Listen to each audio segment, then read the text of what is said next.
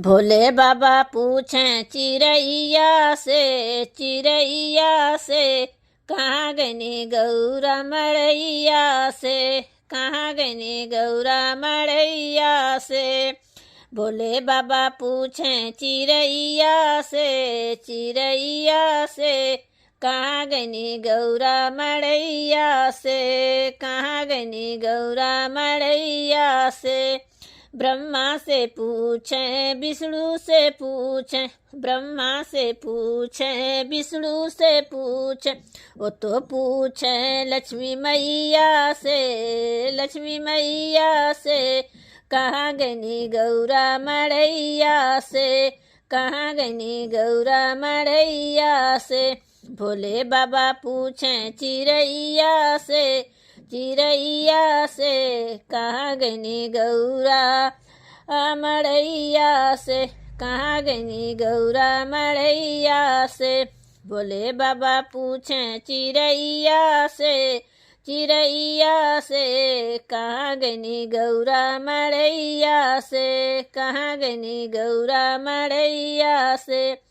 रामा से पूछें लक्ष्मण से पूछें, रामा से पूछें लक्ष्मण से पूछें, वो तो पूछें सीता मैया से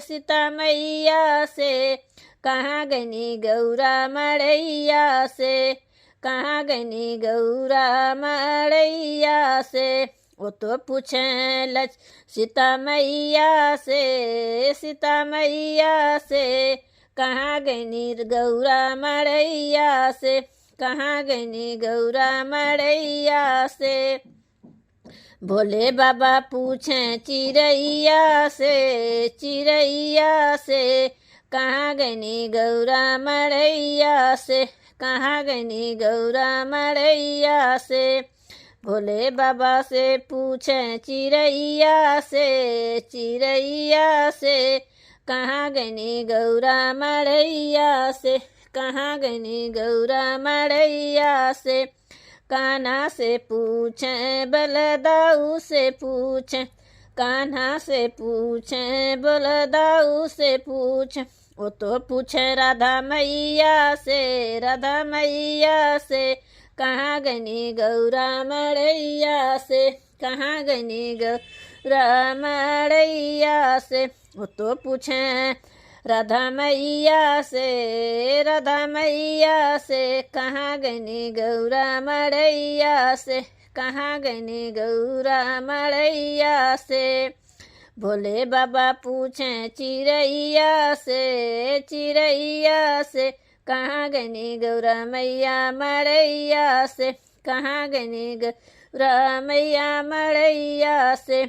भोले बाबा पूछें चिड़ैया से कहाँ गनी गौरा मैया मड़ैया से, कहाँ गनी गौरा मड़ैया से। लंगूर से पूछें भैरो से पूछें, लंगूर से पूछें भैरो से पूछें, वो तो पूछें सिरा वाली मैया से कहाँ गनी गौरा मड़ैया से, कहाँ गनी गौरा मड़ैया से। वो तो पूछें सिरा वाली मैया से कहाँ गनी गौरा मड़ैया से, कहाँ गनी गौरा मड़ैया से।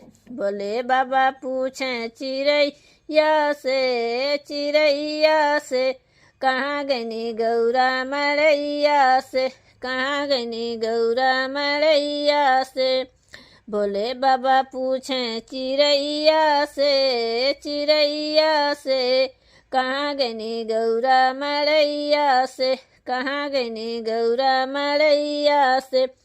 कार्तिक से पूछें गणपति से पूछें, कार्तिक से पूछें गणपति से पूछें, वो तो पूछें नंदी भैया से